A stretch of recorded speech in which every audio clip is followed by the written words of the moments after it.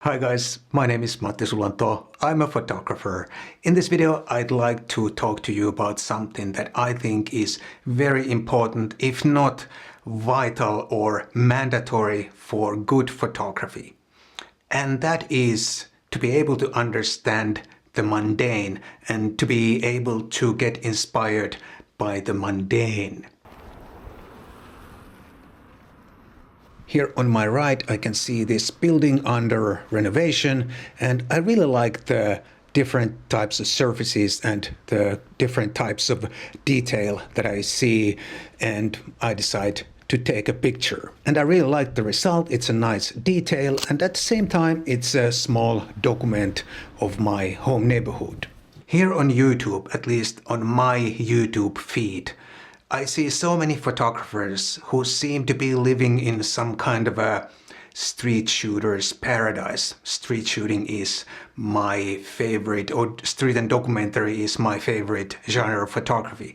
They seem to be living in some sort of a street shooter's paradise, like Paris, London, Bangkok, Tokyo, New York, or some other well-known street shooting location. Or they seem to be traveling all the time to a new exotic location for new exotic photographs. And of course, I understand it's not the whole truth.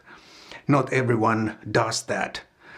But still, when I look at those photographers, it sometimes makes me feel like I'm missing out on something because I'm stuck here in my boring neighborhood and I just walk around the same street and same locations day after day. I walk past this other building under renovation, but then I see these fingerprints on the back of this van, and I think this is a nice detail to document, and indeed I think it looks kind of nice and funny too. And it's also true that no matter where you live, sooner or later your home neighborhood starts to feel a bit mundane or even boring, at least to some extent. Of course, in a big city there are more areas to discover and explore, but still, after years, it starts to feel like you've seen it already many times over. Today I'm not particularly looking for street photos with people, but when I see these three people on my right in the park, it's just too good to pass, and I decide to pull out my camera and hit the shutter. And I really like this one. I like how the dog is staring straight into my lens, and of course the red jacket in the middle of this gray scene is also really nice. And we all can't constantly be traveling to a new location, maybe once a month for a few more pictures. We don't have the time, we don't have the money, or something else prevents that. And sometimes when I look at my YouTube feed, I almost get the impression that traveling to new exotic locations is mandatory for good photography. It's some sort of like a cornerstone, one cornerstone of good photography. At this point, I'd like to say that this is not any kind of an anti-travel video. I like to travel, and whenever I travel to a new location, of course I feel inspired and I feel like taking more pictures than maybe here in my own neighborhood. The pink hat of the lady catches my eye. I follow her with my camera and I hit the shutter, and only afterwards I realize how the hat is almost exactly like those ice cream cones in the picture. However, there are also some downsides to constant traveling and going to new locations all the time. First of all, any new location is strange and alien at first. You can't possibly find the best locations or the best light at first.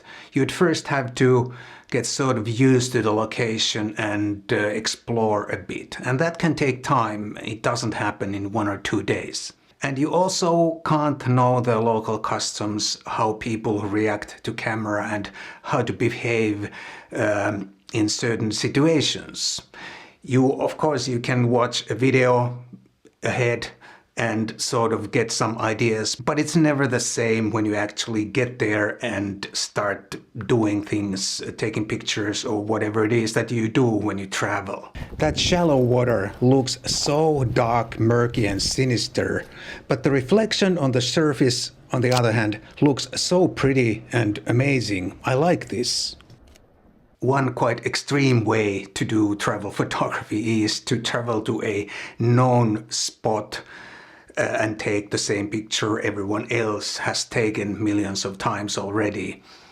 But that's hardly very creative or very challenging creative project. However, it seems to be very popular. One very popular location used to be Iceland. We saw that abandoned airplane in pretty much every picture from everyone who went to Iceland. For example, I think Iceland is not the top location anymore, but there are several other locations where people like to go and take the same picture. And there's nothing wrong with that. If it makes you happy, by all means do it. But I just think it's not very challenging creative project. When I'm filming this, we still have some ice in the water, and I want to capture some of that in my picture because it really reflects well this time of the year. It's not winter anymore, but it's not really spring yet. It's something in between, and I think this picture conveys that perfectly. And all in all, I think a new exotic location can be somehow a little bit too easy because everything looks exciting. No matter where you point your camera at, it looks exciting and new and exotic. And it's seemingly easy to take great pictures, even though you are just taking some regular travel shots.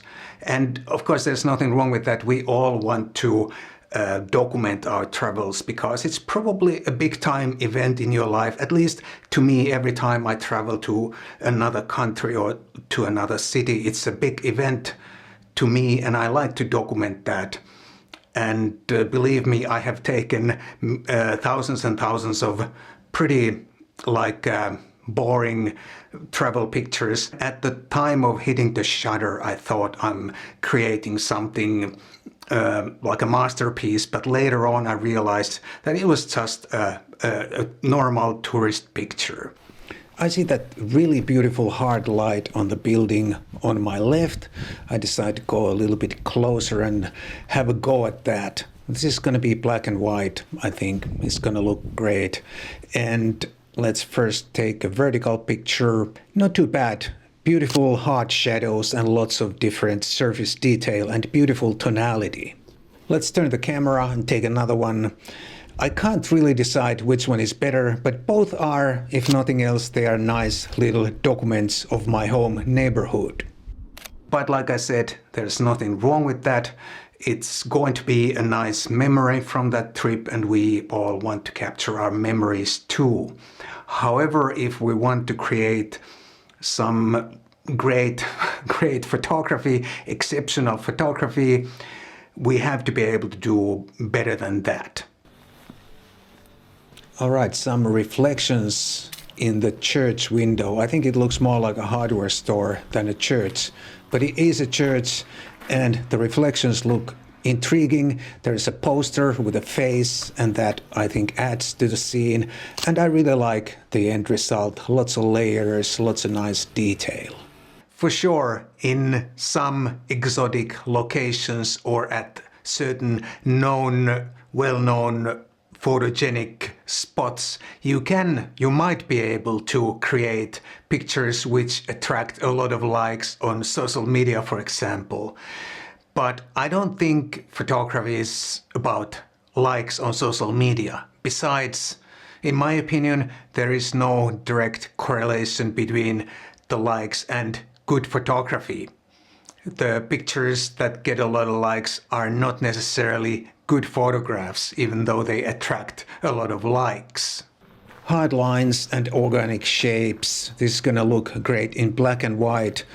I really like how those organic shapes are contrasting with those hard lines. Yeah, nothing super ultra special, but I still like it. The light is really pretty here. Let's try another one with the pedestrian crossing in the background. And this one also, nothing super ultra special, but I like this. It has some asymmetrical symmetry in it. After all, photography is all about the light, the shapes, the composition, the subject, and all those things. And traveling to new exotic locations is not mandatory or necessary for good, high-quality photography. In my opinion, really it's vital to be able to appreciate the mundane, to be able to see little things and to be able to get inspired by even small visual stimulus that you happen to meet. There is this big building on my left, and to me it kind of looks like it doesn't belong here. And I think I can enhance that feeling if I frame my picture perfectly. Let's give it a go. Now it looks to me like the building forces itself into the scene from the right and like it's not supposed to be there. I don't know if you see the same thing. Let me know in the comments. And every frame is also training for the next big event. Maybe it's an upcoming travel or some other big event somewhere in the future in your life.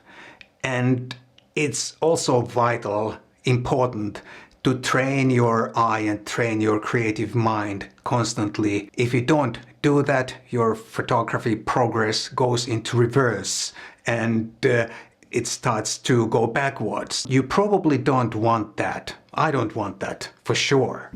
Those red things on the other side of the fence on my right, they look interesting and I think they would look really nice in black and white. The shadows on the ground look really good. Looks like someone organized them for a picture. And it looks great. I really like the shadows and shapes in this one. And one important thing, if you can find interesting compositions in your own boring, mundane neighborhood. Maybe your neighborhood is not boring, but mine certainly sometimes feels like it's a little bit boring or mundane. If you manage to get inspired by that and manage to find interesting compositions there, you certainly can make something really super interesting when you get to that exotic location or another important photo location sometime in the future. So it's very important to be able to appreciate the mundane, what is around you, and to be able to get inspired by that. I think that is mandatory for your progress as a photographer. And what do we have here? Oh, I love the shadow from those palettes. And I think here's another black and white picture waiting for me to hit the shutter. And yes, another little document of my home neighborhood. I hope this made some sense. When I first got this idea for this video, it seemed like a good idea, but now that I started talking to the camera, I felt that maybe this is not such an inspiring video after all. But I hope this gave you some inspiration and ideas and maybe motivation and inspiration at your photography. Thank you so much for watching and I hope to see you soon in the next one.